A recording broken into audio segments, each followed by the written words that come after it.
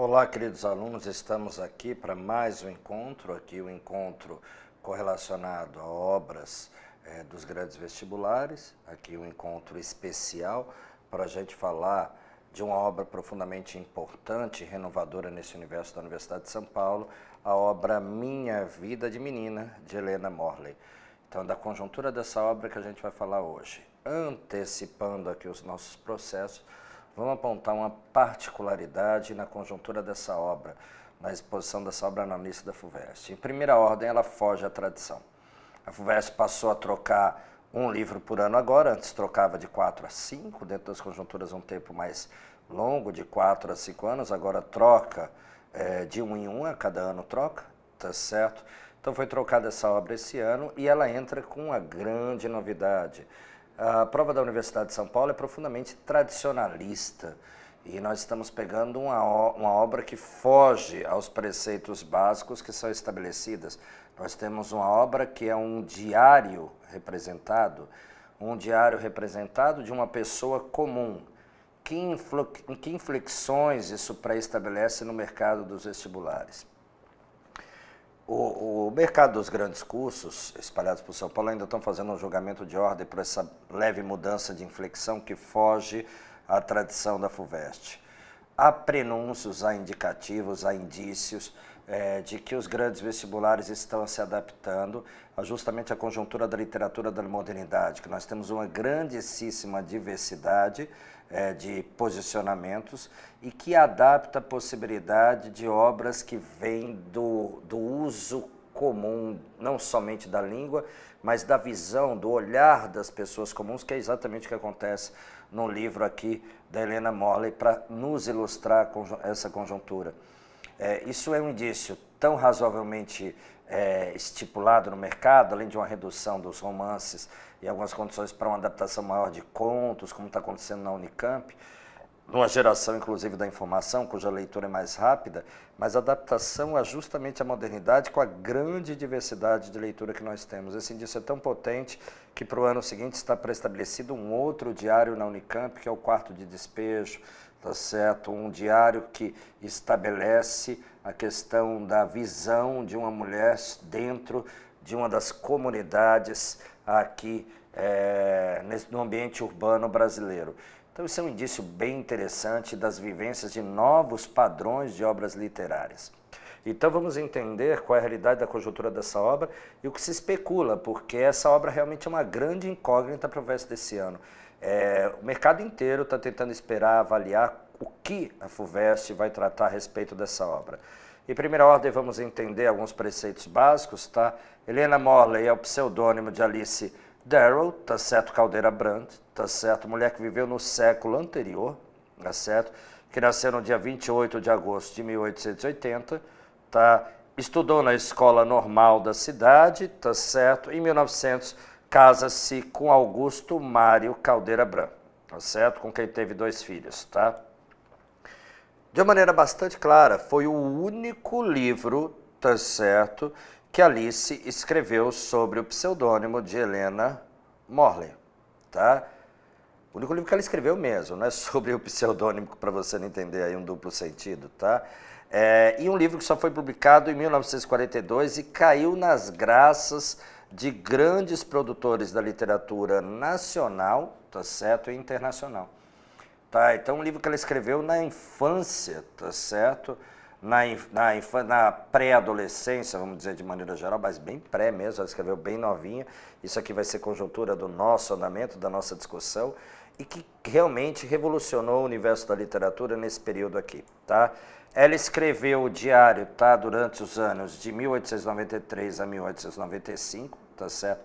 Vamos relembrar a importância de grandes diários escritos por meninas muito jovens, por exemplo, o famoso diário de Anne Frank, tá certo, que ganhou a conjuntura do mundo. Ela escreveu com 13 anos de idade, inclusive, tá certo, muitas pessoas duvidaram dessa provável idade na conjuntura da realização da obra, tá? Ela preserva a identidade da família e a sua própria utilizando o pseudônimo. O livro foi editado na França, Portugal, Inglaterra e Estados Unidos, o que é profundamente interessante para apontar para os indícios da relevância dessa obra, tá? No Brasil, essa obra se destacou sobre o olhar de Raquel de Queiroz, Carlos Drummond de Andrade, Gilberto Freire, Guimarães Rosa, Mário de Andrade e Rubem Braga. Ou seja, essa moça jovem, tá certo, encontrou simpatia nesse grupo de autores de alto escalão. Todos eles entenderam, tá certo, entenderam que a obra tem uma singularidade única e tem uma pertinência literária. Isso é um aval profundamente grande, só tem grande escalão aqui de nome da literatura brasileira, tá? Foi traduzido para o francês por Marlise Maia, tá certo? E, tá certo, caiu na simpatia da grande escritora Elizabeth Bishop, tá certo? Conheceu o livro, tá certo? Passando aqui pelo Brasil, tá? E vem, essa obra cai dentro da discussão, tá? Da compilação dos livros negligenciados do século XX, tá? Ou seja, o livro ganhou bastante destaque, tá? Principalmente pelos elogios que recebeu dos grandes escritores mineiros, Carlos Drummond de Andrade, tá certo, Guimarães Rosa. Então vem um livro com um grande aval. Guimarães Rosa fala que ele é o mais pujante exemplo literal de reconstrução da infância. É muito bonito esse singular, imaginar a visão de uma criança, tá certo, sobre a realidade, tá certo? Vamos colocar aqui uma criança pré-adolescente, tá? Aqui vamos à conjuntura e o entendimento da obra, tá certo? O estudo da obra se passa na Diamantina de 1890, tá? E o pai dela, minerador, a aconselhou a escrever um diário, tá? Apontando observações da sua obra, tá certo? E a menina segue o conselho do pai, tá? Mantém um diário que anota as vivências das famílias e que aqui o que nos caminha de pertinência para o que a gente estabelece para a FUVEST, o entendimento das relações sociais e convivência de uma cidade já entrando em decadência do sistema minerador em Minas Gerais, e a condição de mostrar a pobreza, a escravatura, a discussão desse Brasil que transita, tá certo, entre a monarquia e a república. Então isso nos dá um cenário muito claro de pertinência da impressão pessoal sobre a vivência histórica, tá? Então o que aparece muito nessa obra? As contradições sociais, tá? As inovações tecnológicas lentas daquele universo, conflitos interpessoais, tá? Festas religiosas, a questão da religião é tratada de maneira muito singular dentro da obra, as faces do racismo cordial, aparente e visível no processo de abertura, tá? Da queda da escravidão, da abolição da escravidão e de como adaptar toda essa conjuntura dos negros readaptados ao universo de trabalho e vivência da época, tá? O pano de fundo é um Brasil que acaba de abolir a escravatura e proclamar a república. Helena Molley começa a escrever o seu diário, tá revelando esse universo e trazendo todas as novidades que apontam para essa vivência. Os episódios apontam a sequência linear de ideias, tá certo? Justamente isso que é interessante, o registro do dia a dia faz com que o livro seja muito diverso, isso é o que dificulta para a interpretação dele das especulações do que a FUVEST pode perguntar. Tá? São os registros do dia a dia, tá certo? É uma expressão de produção do eu, tá? E vai apontar a crise da zona de mineração, tá? E a queda da escravidão, tá? Em linhas gerais, nós temos um grande manancial aberto de hábitos cotidianos dessa época. E isso pode dar uma percepção muito sensorial, de percepção do cotidiano da vivência dessa época. Por isso que eu recomendo, todos os alunos que leram a obra para mim, que leram diretamente essa obra, ficaram encantados com a obra, relembrando que é uma obra que não é fácil de ser lida na conjuntura de que é uma vivência diária e que acumulam informações a respeito da obra, tá? A ideia é expor a luta pela sobrevivência para superar a decadência da mineração em uma cidade pobre e em grande processo de decadência. Então, a discussão sobre a miséria é bastante evidenciado, escassez de alimentos, crenças e dificuldades na cidade. Isso é que aponta muito para a conjuntura do que a FUVEST pode estar perguntando na prova, tá? Ela inicia a obra por incentivo do pai e reencaminha isso, tá certo? E com um incentivo também e a imposição do professor de língua portuguesa, tá? É uma menina com um olhar muito singular sobre a realidade, tá certo?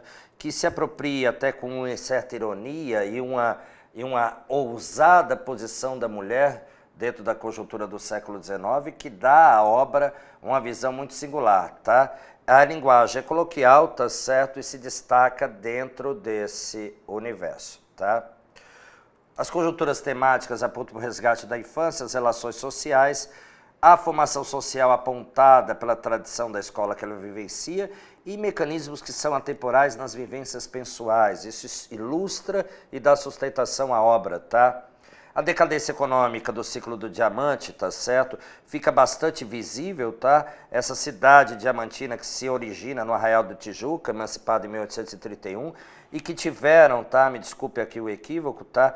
Foram extraídos e explorados pela coroa portuguesa, tá? Até meados do século XVII, tá? E foi considerado em 1999 patrimônio da humanidade, tá certo? A existência do pai, tá certo?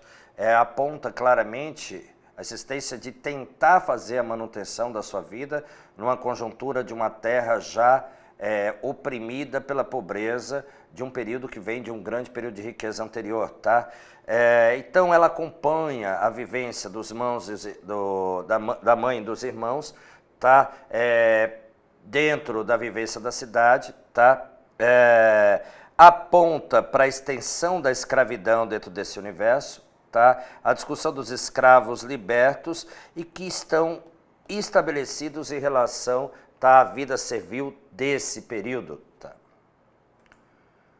Aqui, um segmento da obra para a gente começar a entender esse universo, tá? Para a gente fazer uma leitura e começar a entender essa sensibilidade. É com essa apropriação que vocês precisam ler a obra. Tá? Domingo de 9 de dezembro, eu ainda não me lembro de quando chegou a notícia da lei de 13 de maio. Os negros todos largaram o serviço e se ajuntaram no terreiro, dançando e cantando que estavam livres e não queriam trabalhar. Até que ponto eles estariam livres, né? Porque eles precisavam se adaptar a uma nova realidade. Vovó, com raiva da gritaria, chegou à porta ameaçando com a bengala e dizendo: pisem já da minha casa para fora, seus tratantes. A liberdade veio, não foi para vocês não, foi para mim. Saiam já. Olha a visão singular, tá certo? De quem supostamente estaria se livrando daquela identidade. Saiam já, os negros calaram o bico e foram para a senzala, tá? Então até que ponto eles estariam no universo? Percebe como é singular essa visão de uma menina de 13 anos numa conjuntura de uma época como essa, tá? É muito interessante isso, tá? Destaca-se também a boa vida dos negros que levavam na chácara da avó, dentro dessa condição da escravatura. Foi uma família protetora da condição do universo da pobreza, tá? Essa satisfação que tinha em servir a família, tá? Aqui um segmento da obra, eu gosto de ver como os negros da chácara são felizes. Mamãe disse que quando o vovô morreu, cada filho, eram 12, ficou com os escravos de sua estimação, bem interessante essa discussão, escravo de estimação, e vovó trouxe os outros, que eram uns 10 ou 12, quando se mudou para Diamantina, tá certo? Aí você vê toda essa visão singular da autora sobre a escravidão, tá? A vivência da época. Por isso que a obra é muito factual, ela tem um retrato muito fotográfico, tá? E é isso que é interessante para ser perguntado na prova da FUVEST, tá? Aqui discutindo a questão da religiosidade. Este ano saiu à rua a procissão de cinzas que há muitos anos não havia. Não sei como eles não faziam mais uma procissão tão importante como com tantos santos. São tantos santos que nem vovó, nem minhas tias conheciam todos. Dizem que não saía há muito tempo por falta de santos, porque muitos já estavam quebrados. Eu gostei da procissão, mas meu pai disse que parecia um carnaval e mamãe achou que isso era um grande pecado, meu pai dizer isso. Então, uma transição para uma sociedade renovadora, tá certo? E toda a tradição religiosa numa cidade provinciana, isso pode ser perguntado, isso pode ser questionado, tá? Aqui mais um segmento da obra, tá? A gente caminhando próximo para a nossa finalização. Aqui essa nossa aula é um bloco curto, tá? Aqui mais um segmento. Sexta-feira, 15 de março. Hoje houve uma grande festa na nossa linda Diamantina. Inauguraram a administração dos Correios com muitos fogos. Muitos empregados numa casa muito grande de seu Antoninho Marcelo. A Rua do Bonfim ficou cheia. Se me desse a Diamantina para dirigir, a última coisa que eu poria aqui seria a repartição do Correio. Não posso compreender como o serviço que seu Cláudio, aleijado, que precisava ser carregado por um preto e posto em cima do cavalo, fazia tão bem, levando na garupa um saco com cartas e jornais. Precisava agora de uma repartição tão aparatosa, com tantos homens dentro. Meu pai disse que tudo isso é política, só para dar empregos. Mas não seria melhor que, em vez de administração de correios, eles pusessem luz nas ruas para a gente, nas noites escuras? Não estar andando devagar com medo de cair em cima de uma vaca? Olha que olhar singular de uma criança, tá certo? Encanar água, isso também não seria mais útil? Sem carta ninguém morre, mas a água do pau de fruta que corre descoberta tem matado tanta gente que podia estar viva. Então vocês veem como os olhares são singulares, peculiares de uma menina, inclusive se caminhando à ousadia de discutir a política do período, tá certo? É uma menina magra, sardenta, rebelde, que contesta as contradições do seu tempo. É de uma ousadia feminina única isso na obra. E é por isso que ela é tão atrativa para a prova da FUVEST, tá? Dividida entre infância e adolescência, ela aponta para esse sonho do diamante redentor, tá? E as lavras esgotadas, e a história de passados gloriosos de uma família. Tá? Isso aponta muito para o sistema paternalista daquela sociedade da época. Tá? Aqui nós temos uma conjuntura da relação da avó. A avó tem uma relação matriarcal e umbilical diretamente com a filha, tá? Com a neta.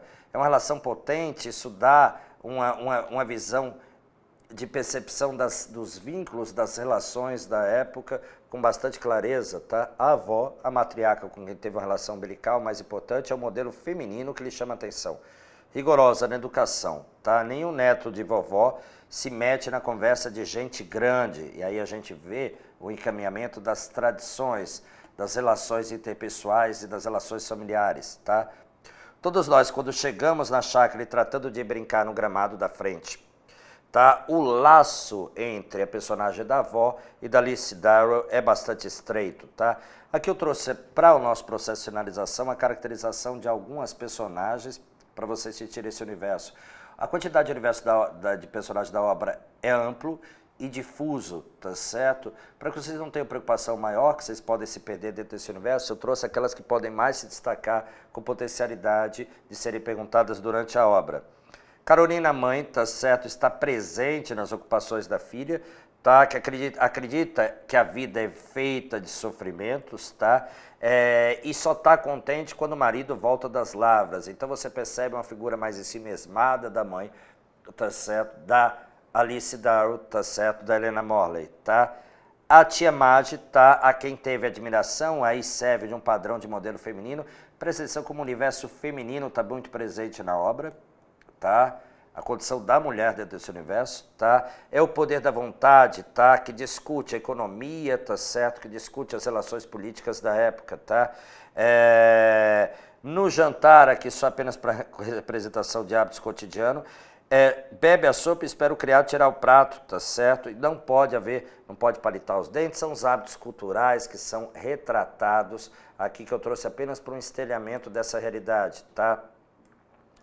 Personagens fortes que a gente pode trazer para dar uma visão sobre essa obra, tá? O professor Teodomiro, que, tá certo, faz a estruturação dela da obra e a insistência, a persistência pelo diário, e o pai Alexandre, tá? Inimigos que atormentam essa conjuntura, o tio Geraldo e o padre Neves que aparecem, tá?